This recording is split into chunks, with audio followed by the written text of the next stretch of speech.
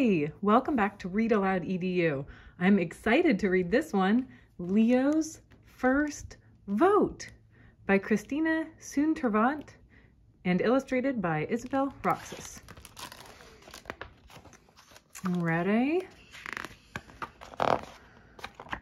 Here's the title page. My dad just became a United States citizen. This means so much for our family.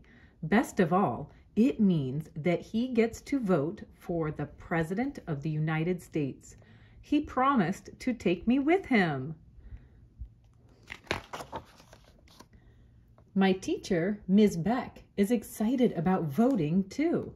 This year, we will have a mock presidential election, she tells us.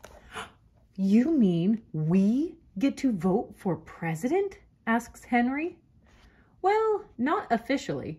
Does anyone know how old you have to be to vote in the United States? Leo knows. I remembered this question from my dad's citizenship test. 18. Yes, you have to be 18 to vote. In the U.S., there are two main parties who put up a candidate for president. Explains Ms. Beck, voters mark their ballots for the candidate they think should win. Number 1 or number 2? Who are you going to vote for? Henry asks me. You don't have to answer, says Naya. Our ballots are secret. That means no one knows who you vote for unless you want to tell. That's good to know, but who should I choose? At home, Dad and I watch each party announce their candidates at the national conventions. That sure looks like a party to me, says Dad. Look at that. But this doesn't sound like a party, I say. This sounds like arguing. The debates are important, says Dad. The candidates are telling us their ideas for the country. Candidates face off at debate. Look, it's all anybody is talking about. They hear it on the radio, vote for me. They hear it from people from different parties. They hear it on the telephone. A vote for us means a vote for. After weeks of listening to the candidates and hearing about them, Dad decides who he wants to vote for. I do too. The election is still over a month away, but it's all anyone can talk about. At our family dinner, my cousin Ray tells us he's not going to vote.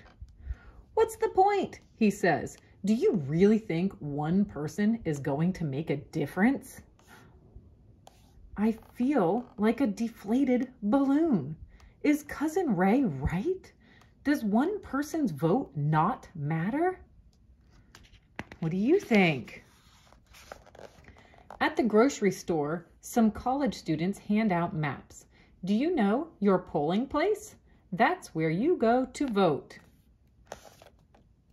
Look, Dad, ours is close to our house. At back to school night, I see Naya standing with her grandma. Have you registered to vote? Naya's grandma asks. Register? Dad and I didn't know about this. Voter registration information. Look, I think they're going to find out more. Every voter must sign up to vote in their state, she explains. Don't worry, I can show you how to check your registration. Thank you for doing this, Dad says. Voting is one of our most important rights as citizens, says Naya's grandma. It's a right that people in the past have fought for and are still fighting for today. They're getting registered to vote. On the night before Election Day, Dad studies his sample ballot.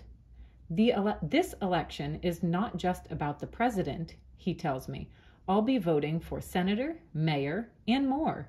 So many important decisions to make. But Dad, what if Cousin Ray is right? What if one person's vote doesn't matter? Dad pulls me close. Sometimes the world's big problems can make you feel small, but tomorrow I will cast my vote for people who want to change things for the better. Believe me, it's not like that everywhere in the world.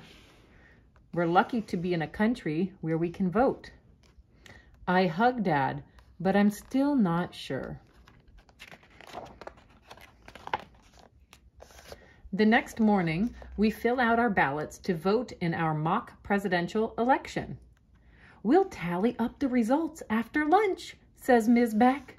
It's fun, but I know my vote didn't actually count. Will my dad's?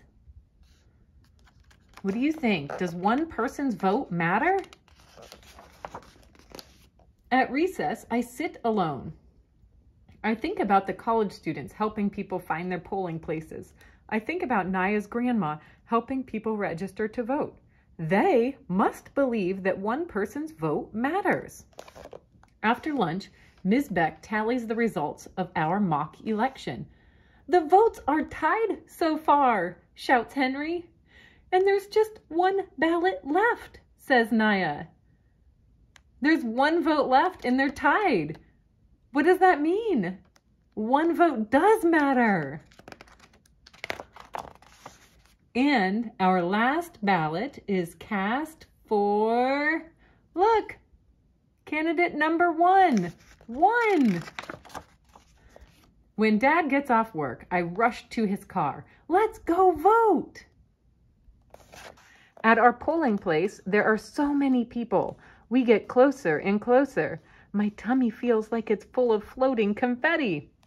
But then our line slows down. Oh no, says Dad. The polling place closes at 7. We may not make it inside in time. I look at all the people waiting in line who have come to make their voices heard. Suddenly, I remember the paper Naya gave me. Dad, look, if you're in line to vote when the polls close, you can still vote. We should stay in line. Don't give up.